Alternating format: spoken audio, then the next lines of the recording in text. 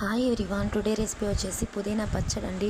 చాలా టేస్టీగా సింపుల్గా ఎలా ప్రిపేర్ చేసుకోవాలో చూద్దామా. కావాల్సిన పదార్థాలు పచ్చిమిర్చి, జీలకర్ర, తర్వాత వచ్చేసి వెల్లుల్లి, అలాగే నిమ్మకాయ సైజ్ అంతా చింతపండు అయితే సరిపోతుందండి.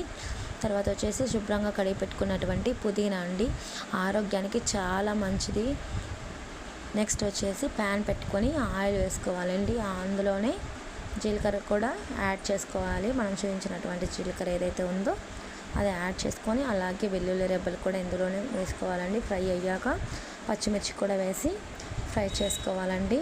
ఈ విధంగా యాడ్ చేసుకొని ఫ్రై చేసుకోవాలి. చూసారు కదా, ఈ విధంగా ఫ్రై అయితే అయిపోయింది. నెక్స్ట్ వచ్చేసి పుదీనా కూడా యాడ్ చేసుకోవాలండి. ఈ విధంగా యాడ్ చేసుకొని బాగా ఫ్రై చేసుకోవాలండి. చాలా టేస్టీగా ఉంటుందండి. మీరు కూడా తప్పకుండా ట్రై చేయండి. రైస్లో కానివ్వండి, ఇడ్లీకి, దోశకి మంచి కాంబినేషన్ అండి. అలాగే చింతపండు కూడా ఇందులోనే వేసుకొని ఫ్రై చేసుకోవాలండి.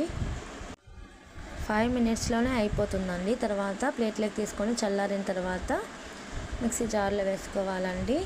నేను ఇక్కడైతే కొద్దిగా చేస్తున్నాను.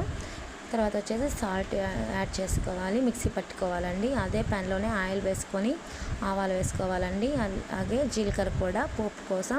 మీ దగ్గర మినపప్పు ఉంటే కనుక యాడ్ చేసుకొని, నా దగ్గర లేదు కాబట్టి నేను యాడ్ చేయలేదు.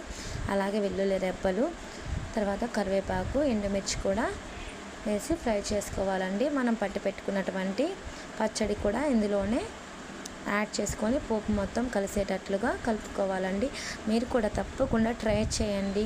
చాలా బాగుంటుందండి. ఆరోగ్యానికి చాలా మంచిది. పుదీనా తినని వాళ్ళు కూడా తింటారండి ఈ విధంగా చేశారంటే కనుక. ప్లీజ్ లైక్ చేయండి.